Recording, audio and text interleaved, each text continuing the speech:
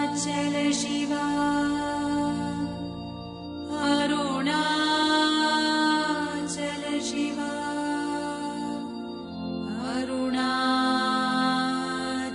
Shiva, Arunachala.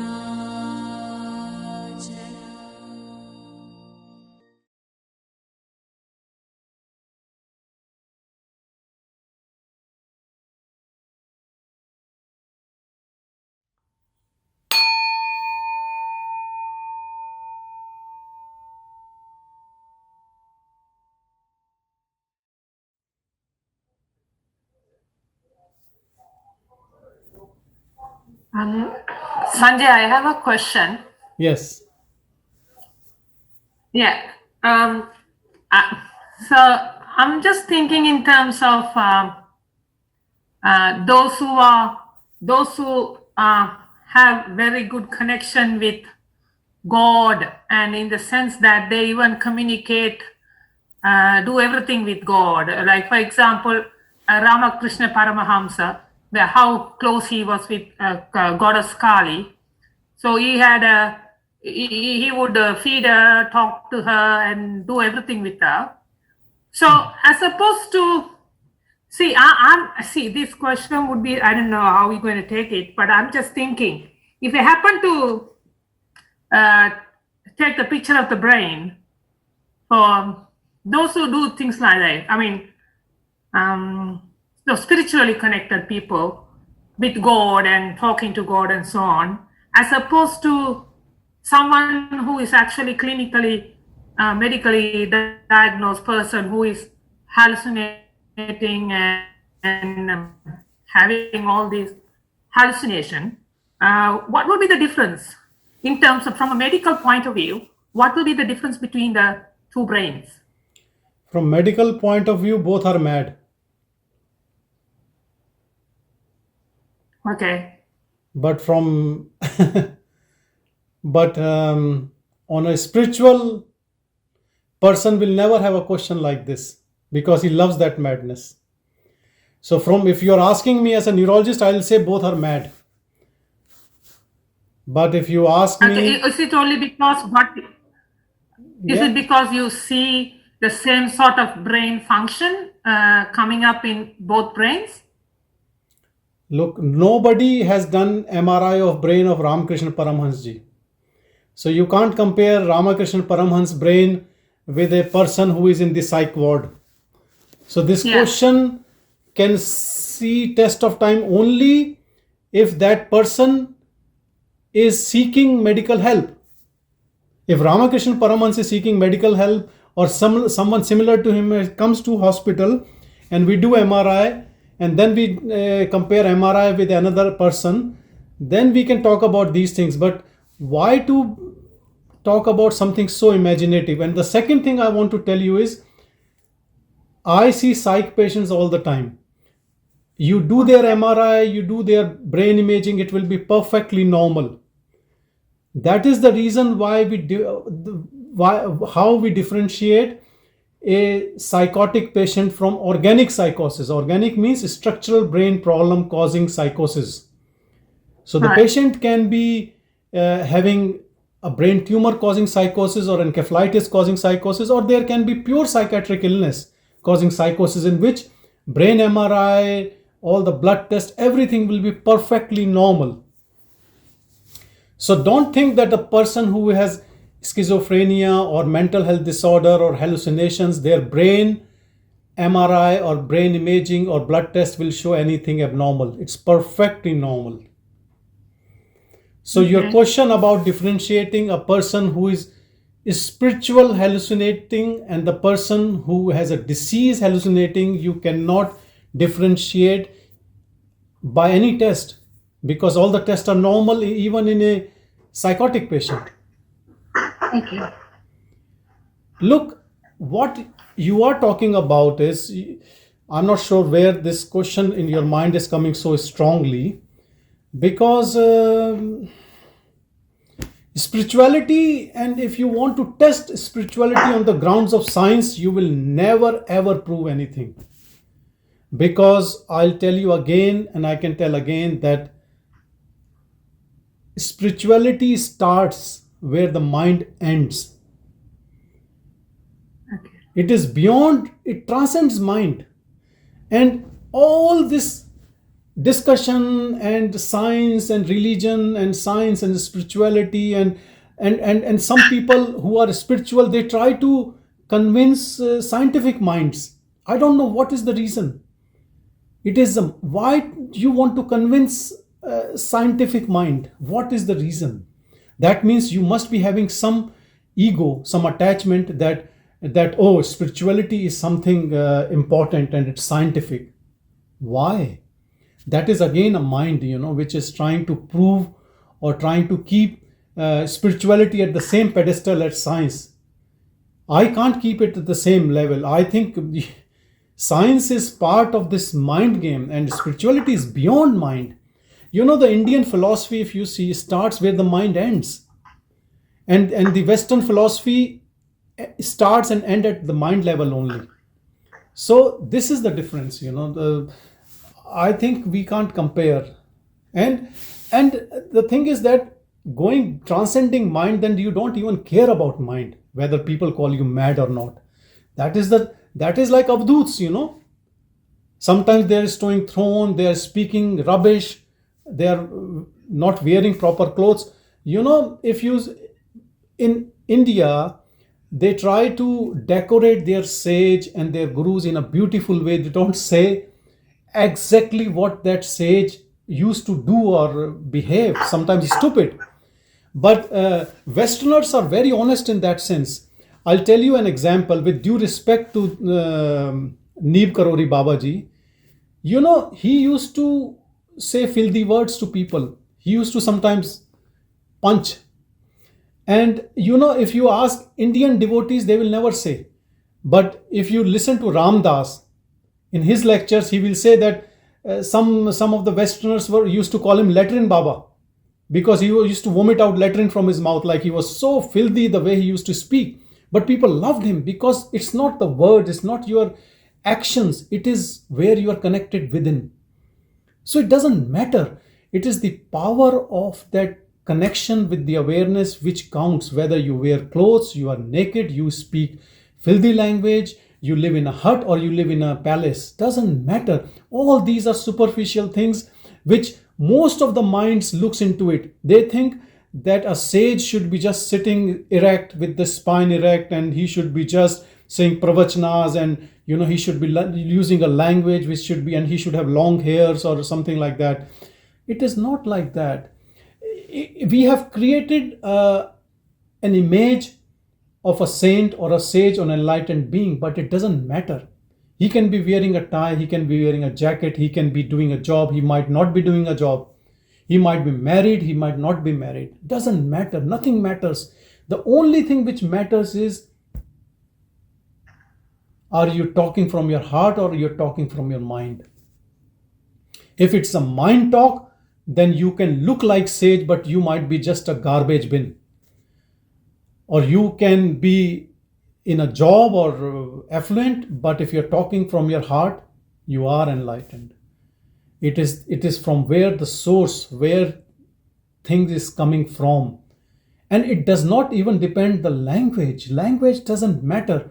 When a seeker goes to a teacher or any person who is a realized being, that emanates, even if he's trying to throw him out, even that throwing a stone can also make you blessed. It is very different. So whatever Ramakrishna Paramhans is saying or doing, and he used to do weird things, if we come to that, then there is no end to it. But who cares?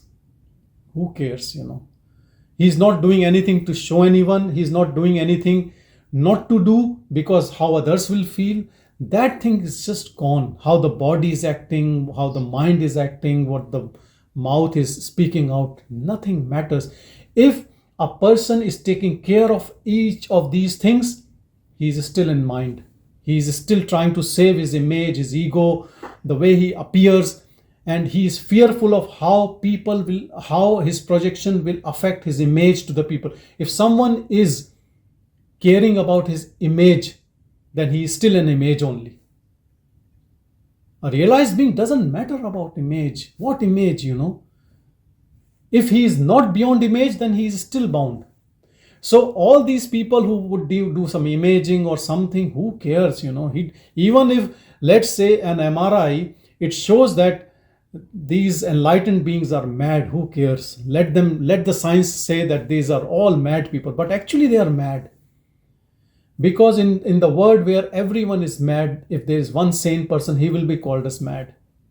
Because the whole world is insane. This is a pagalon ka ward hai ye pura duniya, This whole world.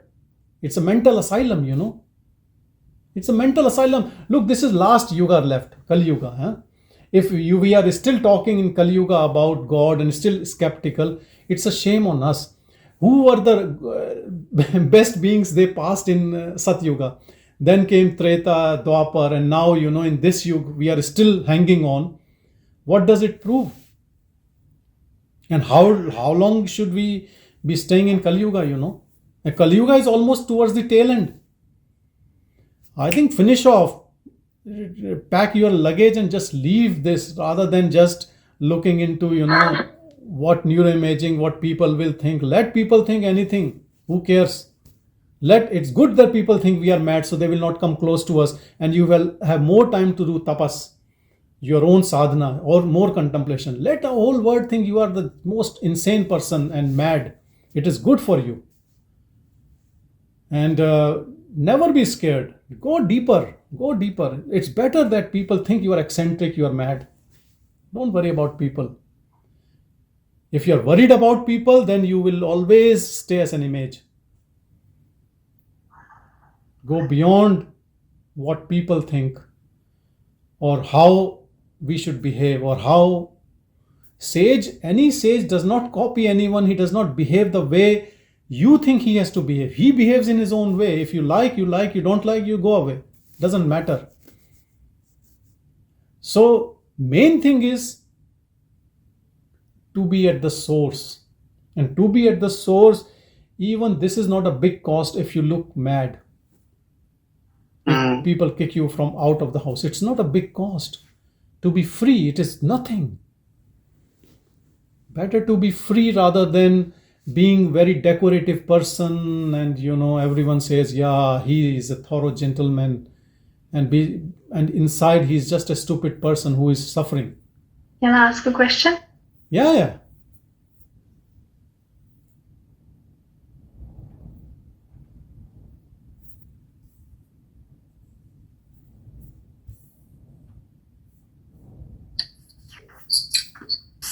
Richard, be mad and ask a question.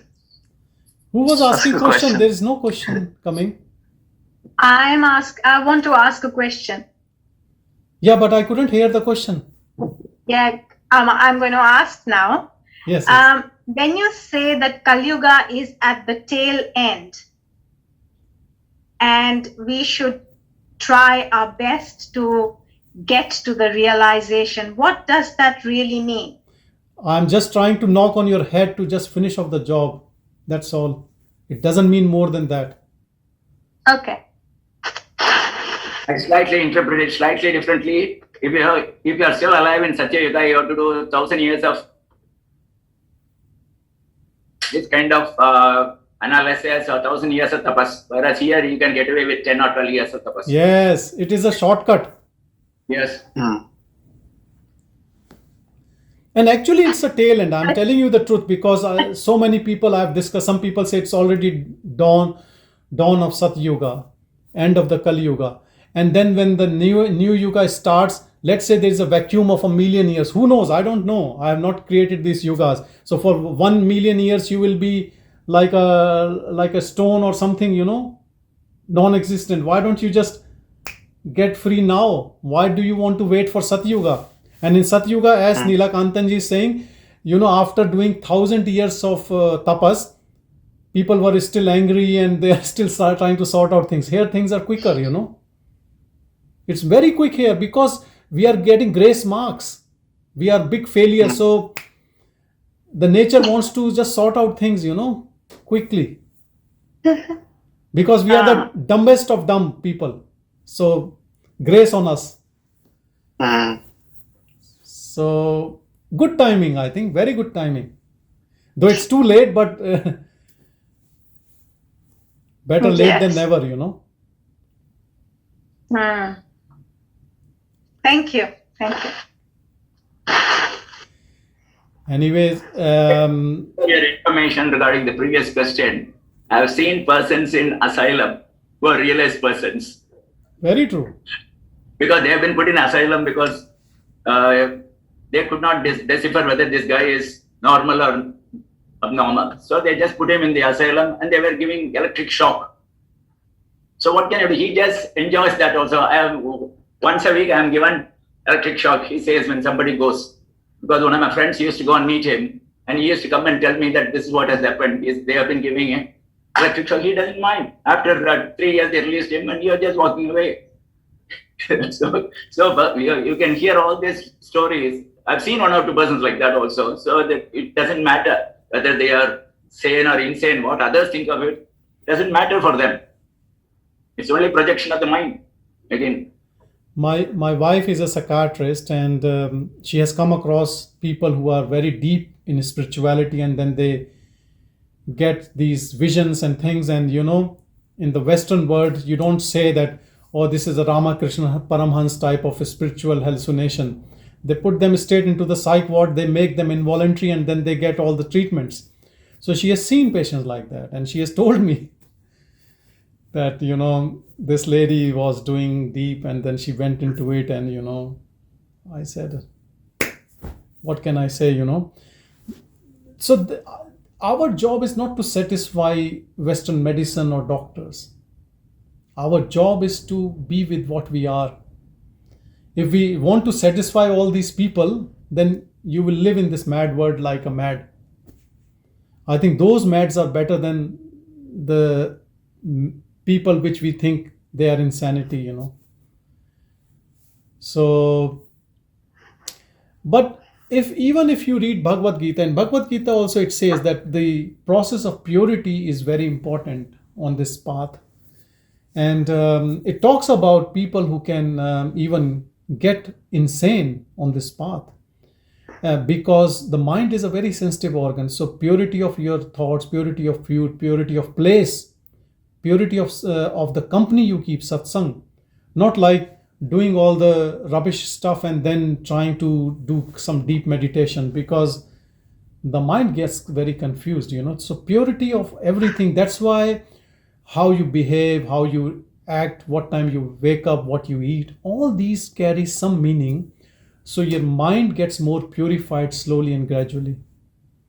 If you want to give it a jolt, then you can look a bit of a crazy person also, though you might be enlightened, as Neelakantanji said. Like some people, we know a lot of people who have been avdhutas and all, they look like a bit lost, but they are themselves not lost. It looks to us, not to them.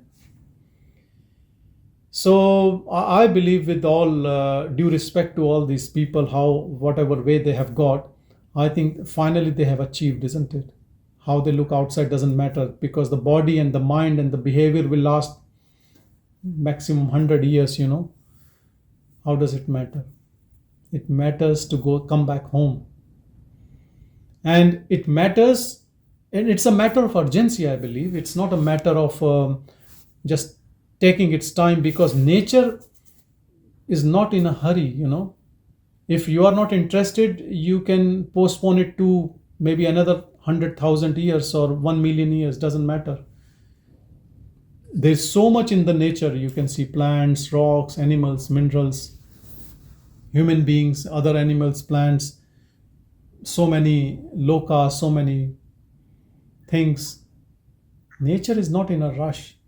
But yes, if you have played game enough and you have enough of it, and now you want to just backtrack to home, then also there is a way, and then it comes all these methods. And even to think about coming back home is a big grace. How many people you come across day to day who are even thinking about it? Leave aside practices, sadhana, tapas, or satsang. Even thinking about this is a grace. That there is some opening in you which is trying to help you to come back home. And this is a beautiful play, actually, if you see. That you have been projected out with a mind, body, and you got lost. And somehow, how it came to you, you even don't know. Why this bug of spirituality came to you? Why not to others in your family or someone else? And why so less people, Why is it that? Who can answer it? Even you don't know why it happened to you. Some says that it comes when there is suffering, but there are a lot of people who have no suffering. They are very happy, but they still have this urge to know, like Gautam Buddha. He was a king, he was a prince. There was no dearth of anything. Most of the people, I personally feel, they have no issues in their life which makes them more inclined towards spirituality. It can happen that way also. Even that is also grace. But why it happens to a person, the person can't answer this question. It is grace. It is grace which is pulling.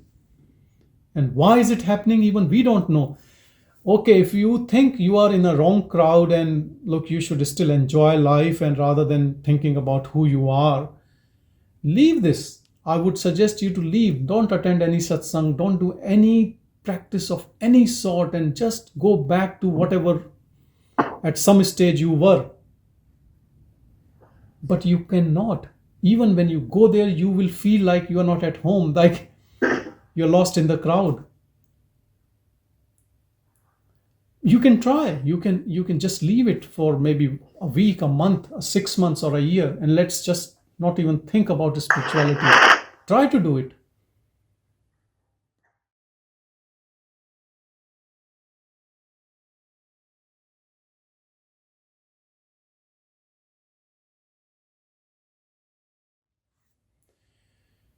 So, Sanjay, I had a question.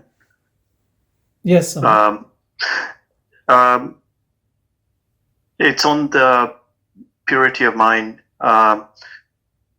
When Krishna and Arjuna were talking, Krishna, I think, was saying, "Hey, how can I kill the people in the battlefield? They're often, from the same family." Krishna said, "Well, it's your dharma, and it's already written. These people are already essentially dead." So that plus the principle of ahimsa, not harming people, and then the purity of the mind, is it that you let the body do what it is doing, but not be attached to it? The question is more, what must Krishna have been thinking? Arjuna must be thinking when he goes into battle. Yeah. Look, actually, Arjuna showed his attachment to all his forefathers and gurus and teachers, because they were all relatives on the other side as well. And Yes. and killing, so it was the attachment which was stopping him, not anything else. Let's say if it would have been people he has no relations, he would have not even spoken to Krishna about it like this. He would have killed them. He would have thrashed them. He was not an ahimsak. He was a warrior. He was a kshatriya, soldier.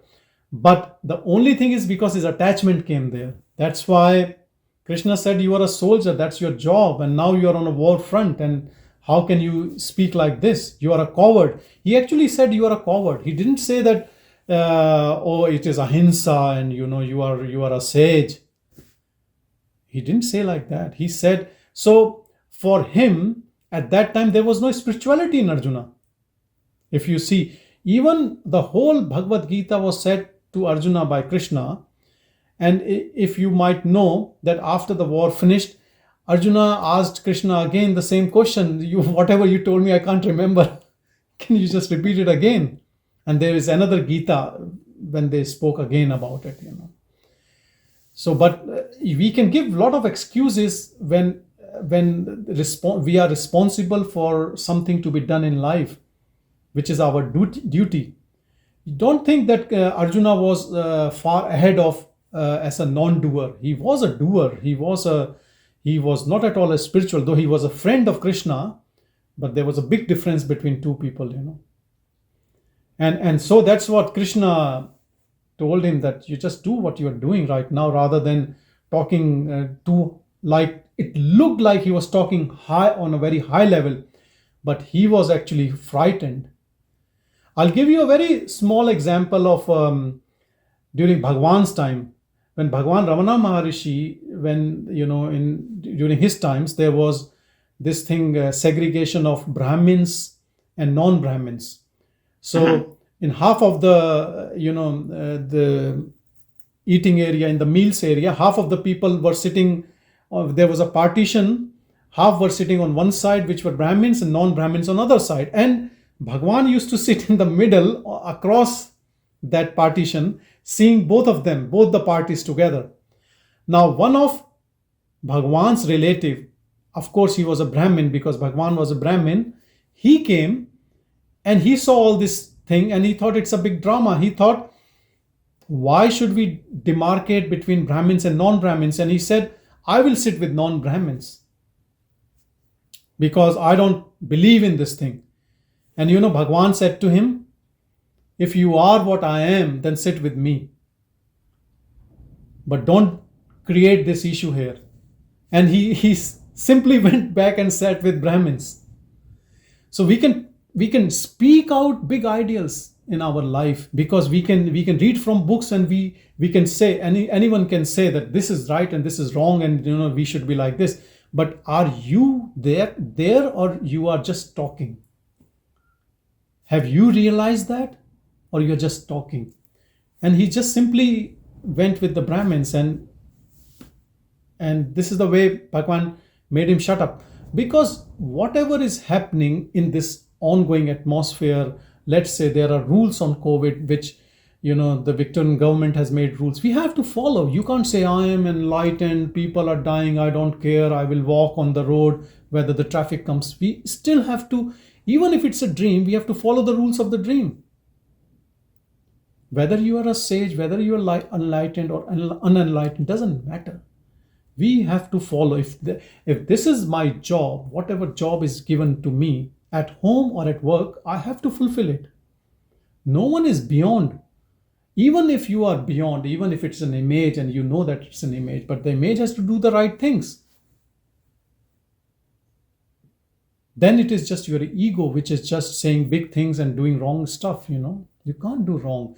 Which sage have you seen who is doing wrong stuff? Whatever, wherever they were, whichever country, religion, wherever they were born, whenever they were realized. If they have done anything wrong, then I believe they were not the right people. Maybe they were fake gurus and fake enlightened souls. How can you do something wrong from that presence when you have nothing at stake as your own? No selfishness. Because all the walls which we have created around is our ego. Ego identity has created as a separate individual. And the moment that wall drops because of your inner knowing, then you cannot, even if you want to behave as an individual, you cannot.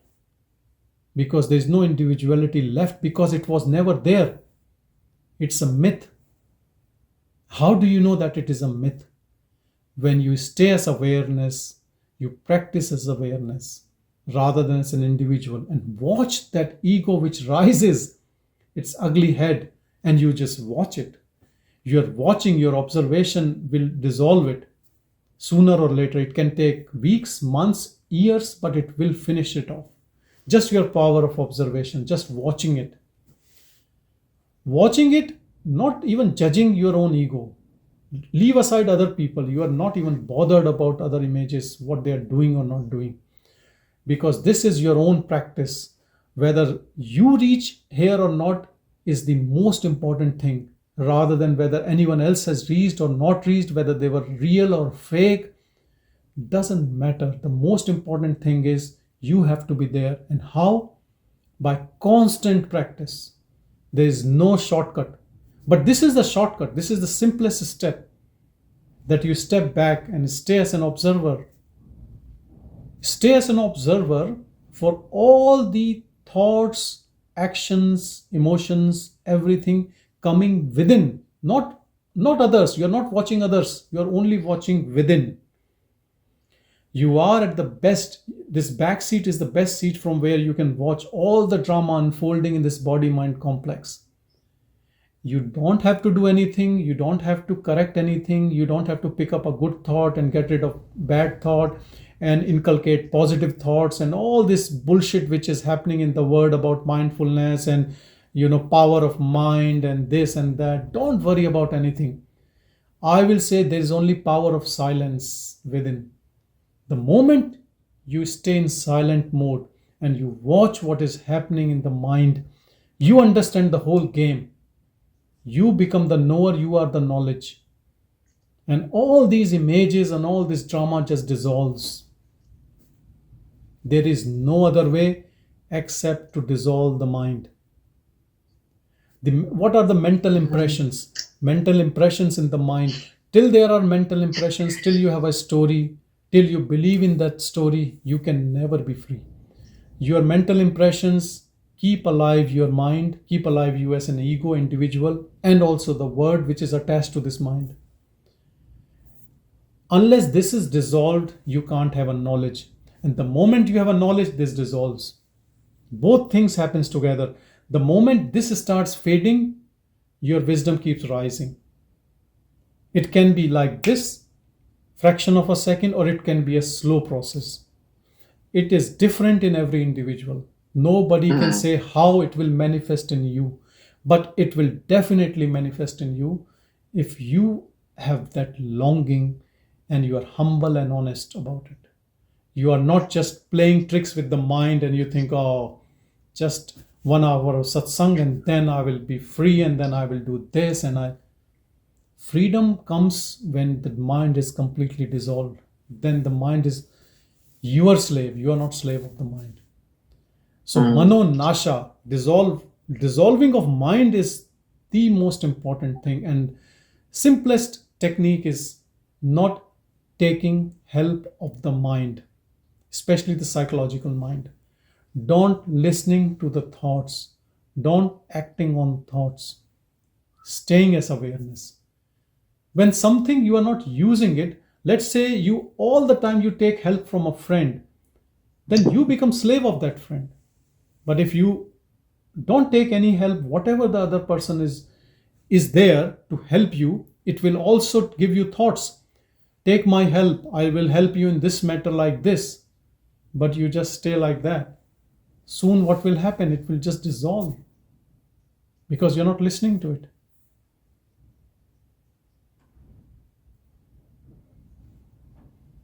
Listening to the mind, acting on your thoughts, taking interest in it will make it bigger and bigger.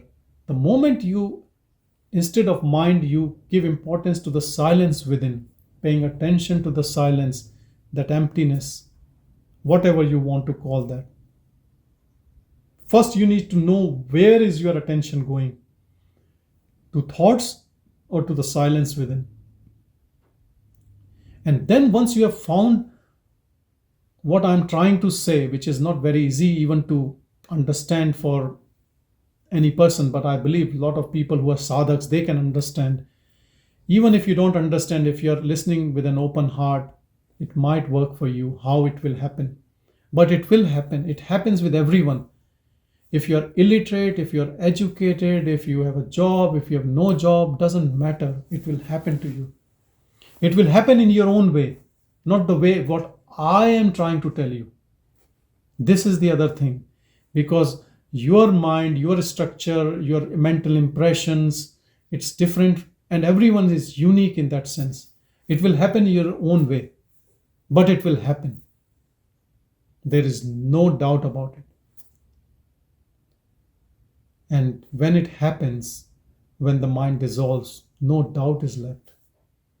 Then you don't need any imaging machines to prove you that you are realized or you're not realized, or how's your mind, are you mad, or you're, no doubts are left. All the doubts comes only in the mind. When there is no mind, then there cannot be any doubt. You are beyond doubt. Until there is mind, there will be doubts. Actually, this is what Krishna says. If anyone is interested, let them go and see chapter 6, 25th slokam. Atma samstam manah krutva na kinchit api chintayet. Place your mind in the Atman, and after that keep quiet. Stop with that. Exactly. It works. It doesn't work only if you have impatience. It doesn't work if you are indulging in wrong deeds. It doesn't work if you are putting your foot in two boats, one of spirituality and other of indulgence. Then you will be a mad person. You will never be able to get it. If your aim is to know that pure awareness within, you are that only. You are self-sabotaging when you are doing other things and indulging in other things, and you want to prove someone something in this world, and you are still in arguments and fights and all those things. Let everyone win against you in this world so you can be free. Let others think you are most dumb, stupid person. Very good. You are useless. Very good. As Bhagavan says, it is good to be like a meek person of no value. That is good. Then you will be left so you can go deeper in your seeing, in your sadhana, and enjoy your bliss, because you don't need anyone's company. You don't need anyone. You are the absolute. You know, I really respect Mirabai. You know, Mirabai was an Indian saint, and she was a queen. She left home and she was all over the place playing and saying only one thing, that mine is only Krishna, no one else. Like most of us here can say this, that mine is God, but can you say no one else? If you have that non-attachment with everything, and you can say that mine is only God, no one else, no one belongs to me except God, that is the power what you need to be free. Not with just saying God, God, and then attach with everything, things and beings and everything. Then it doesn't work.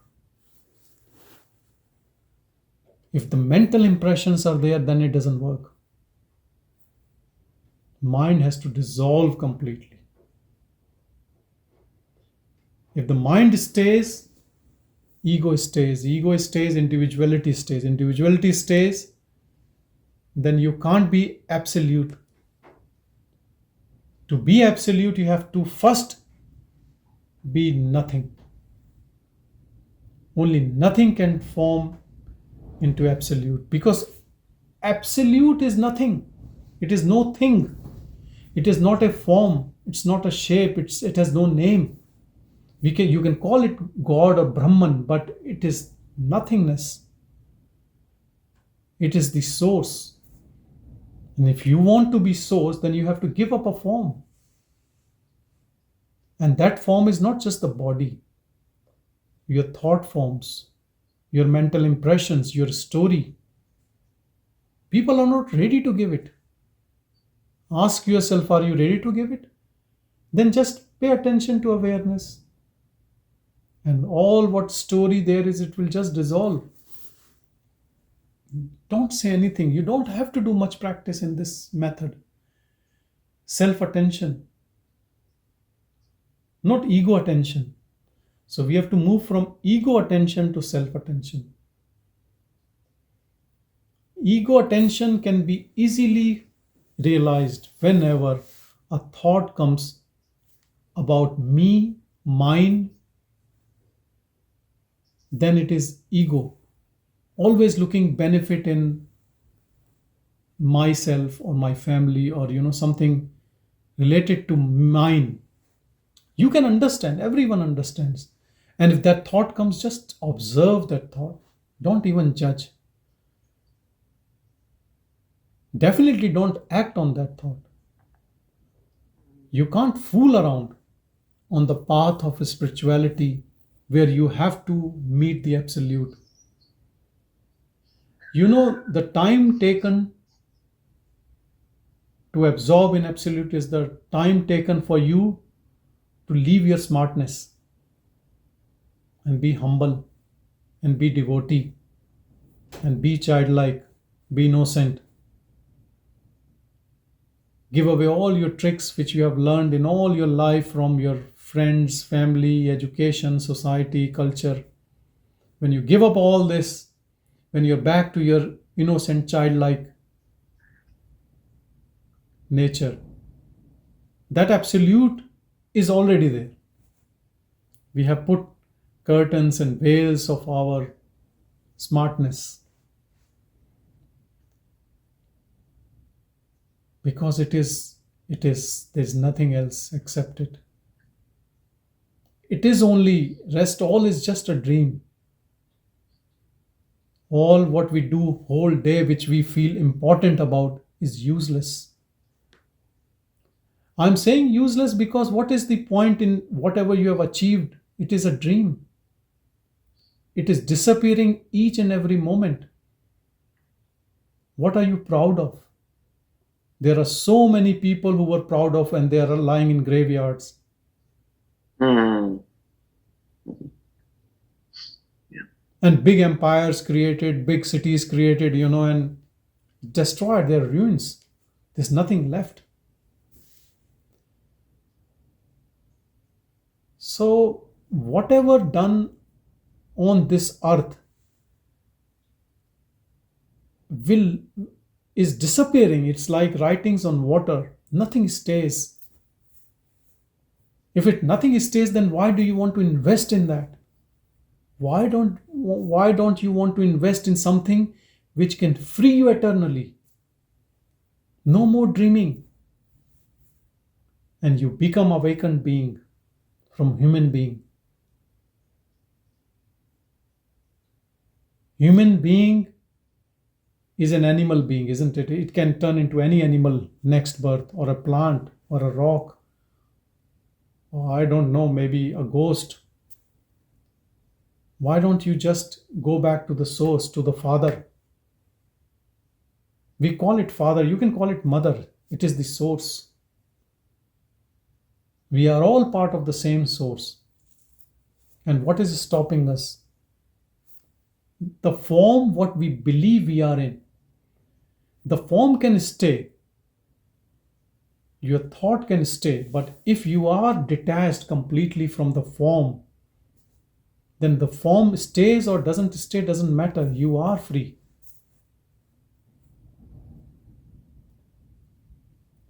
A jnani is free. A jnani is always awake, always alert. And that is the only reason why alcohol is being prohibited in all religions. Because what it does, it depresses your mind. We are already in a dream. How much more you want to be in dream? Doped. So be awake. Don't try to be a good company of people. Don't try to please people. Don't try to keep creating jokes and act stupid and pleasing people. Please the God sitting within you. Try to please that. Whatever you do, try to see with that helps to please. Please God to an extent that God falls on your feet to hug you. Not the other way around. I read somewhere in some Purana, somewhere it is written, I'm not sure, I can't quote much from the scriptures, but it says that the God collects the dust of his devotees and puts on his head. I don't know how true or untrue it is, but it shows that he also wants us to love him. He's already loving us. But our attention is towards the materialistic, petty things which are disappearing all the time, which are never going to stay with us. No thing will stay with us, no beings will stay with us, not even this body will stay with us.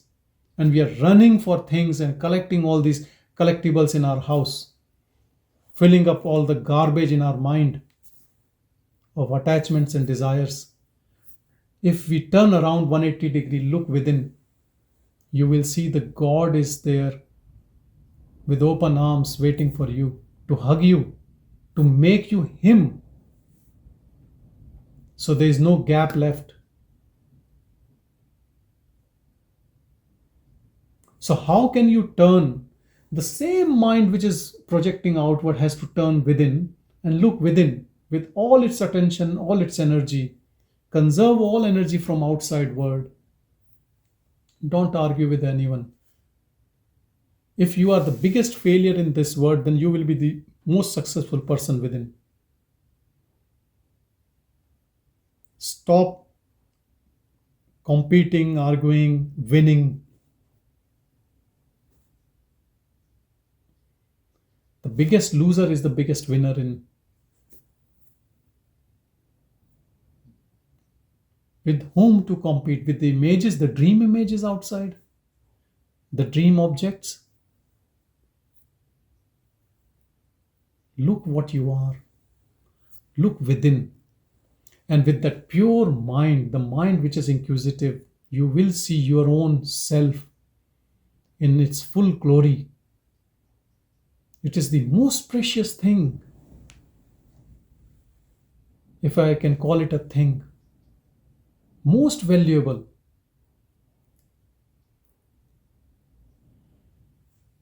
You know the Kabir, one of the Indian saints, he said, when you are not searching for God within, you are losing this precious life which is like a diamond.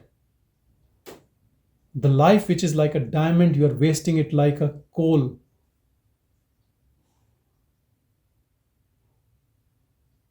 It's so precious life, human being, where you can actually find that jewel within. But you are wasting in just stupid things outside, nonsense things, and nonsense arguments with people and gossiping. Loving people, hating them, attachment, what all drama happening.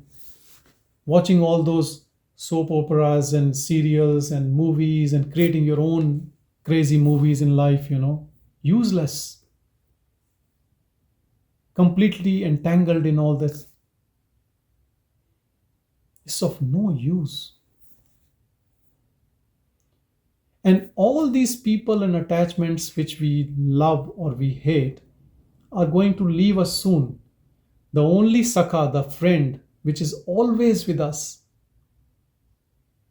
is this God within, whom we are neglecting for centuries, births after birth. And as I was saying, we have entered into the Kali Yuga, the tail end of Kali Yuga. How long we will need to wait? What are we waiting for? Look, there are only two things. One is you can say that whatever I'm talking is all crazy, stupid stuff. It has no value and it is useless. Then you go and do what you are doing. But if you have some belief, you think this is something is real and it is the reality, then work on it. But don't believe on this and not working on it. Then that is not right. Isn't it? Finish this, and then if anything is left in life, then do that. Finish this most important task to know what you are, rather than knowing what is in the world.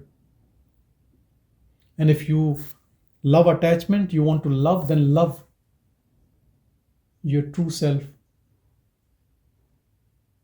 If you want to respect, love, regard, reverence, give everything to that, all your energy to that. When you do it, it is already there. It is revealing you all the time. When you sit with it, it will tell you all the secrets. It will give you all the knowledge.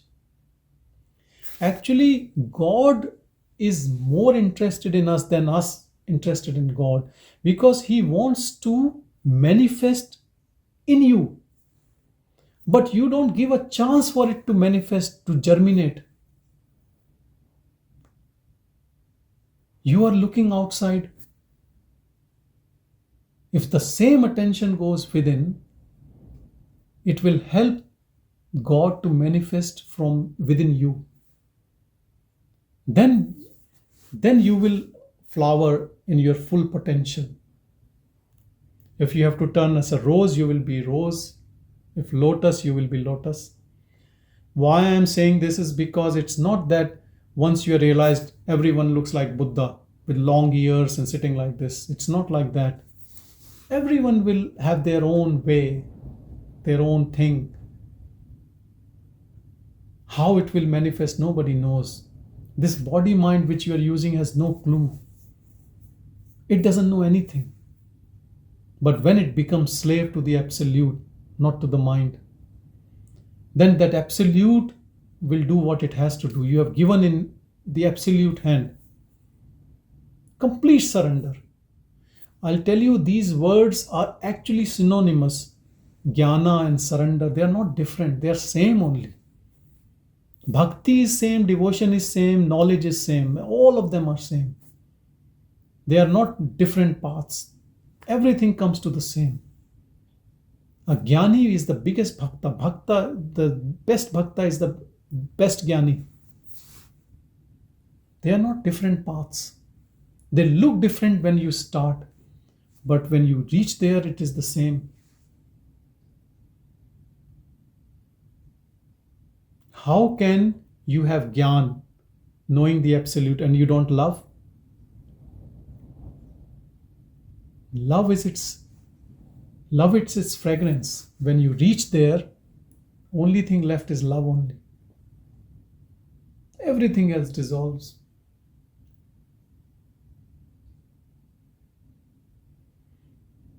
And you don't have to do anything for that. Have some time with your own self. Sit with yourself.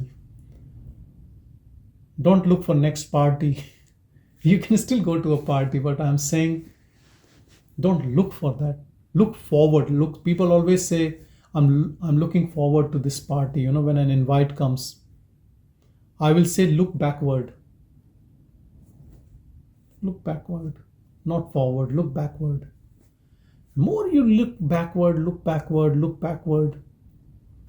you will find your own true self. Same is the power of observance, because when you are observing as a true witness, you are actually what it is, that awareness, and not indulging in the ego and then ego's actions and thoughts. Self-attention is actually starting where you have to end. And that's why I call it a very simple, direct path. Because it's not even a path. Because you stand, but you hold your ground as awareness. And don't give up in any circumstance to budge, to go into the lower level of ego mode. Whatever happens, you stay firm in your conviction, in your seeing, and don't move from there.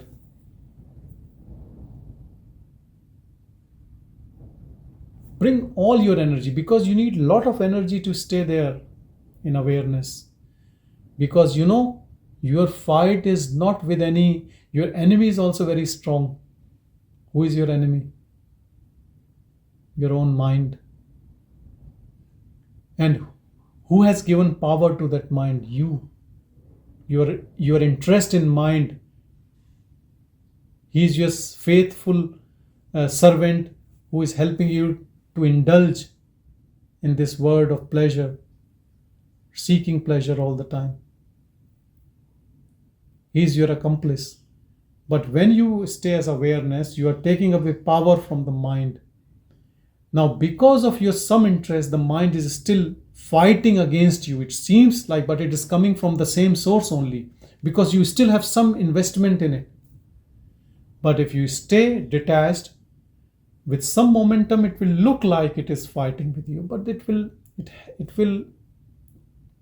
will be finished, because you're not giving any attention to it, no energy to it. It is like moon and you are like sun. Moon is taking energy, light only from sun. So the mind is also considered like moon, symbolically. And it keeps changing, like the moon keeps changing. You know, you see different shapes of moon. Same is mind, it keeps changing. You pay attention to your own seeing as an awareness. And don't move from there. And gradually and slowly your mind will dissolve completely, leaving you with emptiness.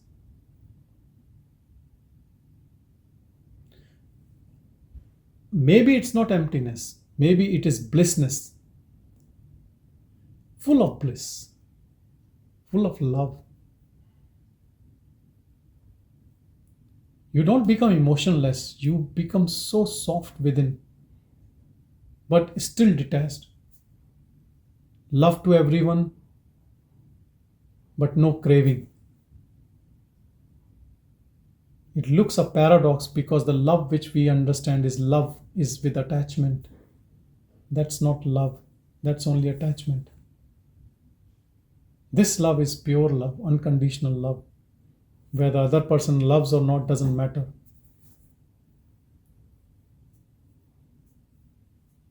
Love for everything. Even for an enemy, if someone thinks it does not like you, even then you can't hate. Because that hate comes only from the selfish ego mode only, which has boundaries, which has walls around it. When your walls have dropped, you are an empty space only. And when you are an empty space, you realize that everything manifests in this empty space only, in this awareness, which looks as a separate image, is only in that same pure awareness, which is your own experiential understanding, your own knowledge, your own knowing. And it never leaves you, because it is you. How far can you go back? When I say go backward, how far can you go back? When you are awareness, when you are a witness to everything unfolding and you are uninvolved, there's nothing beyond it. People call it para Brahman or absolute. You can call it anything or nothing, it doesn't matter. Because it is nothing.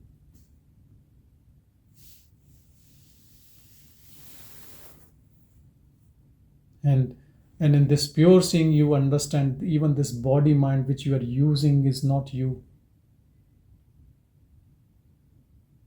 And you give up this body mind to that absolute only. It looks like duality when you say giving to absolute, because there's no difference between absolute and your witnessing.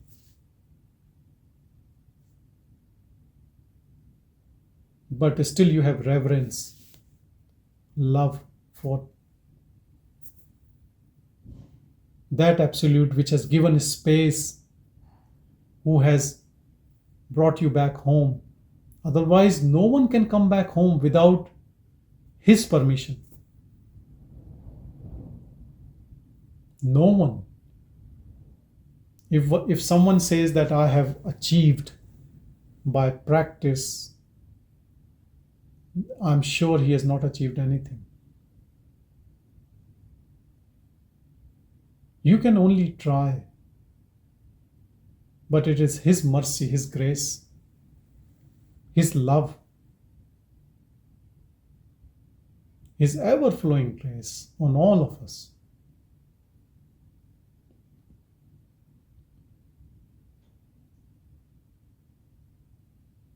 So bringing all that energy within, paying attention to the pure awareness, and all types of thoughts which come, let them come and go. Unless there is something which is really burning, then it needs to be answered. But trivial thoughts, don't even bother about them. Just ignore all thoughts. And soon you will realize that even if you want to find a thought, you can't find a thought. Everything dissolves in this pure observation.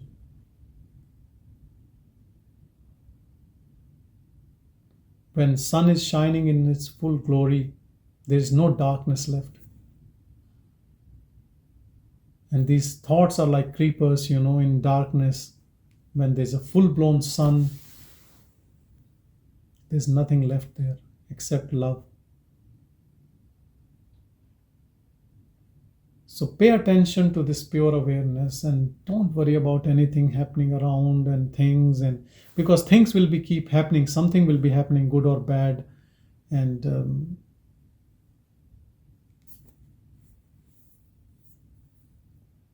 have a lockdown within you. Lock down yourself here. All the time we are having lockdowns outside. So good, It's a very good time, I believe, to lock yourself in your heart.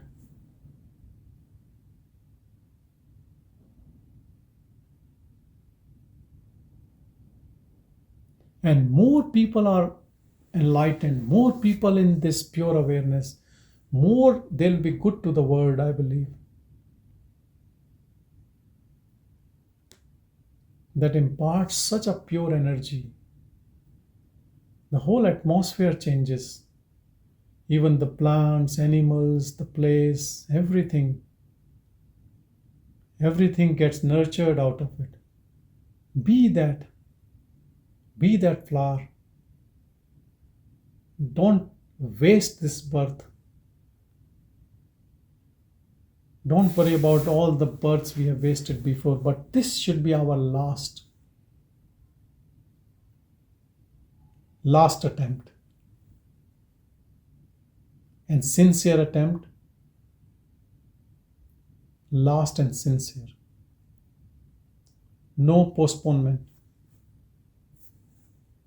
And it will happen wherever you are living, whatever circumstances, because they are the most conducive circumstances and situation for your unfolding. That's why you have been given that. Trust in that pure awareness. Grace on you. Respect that, love it.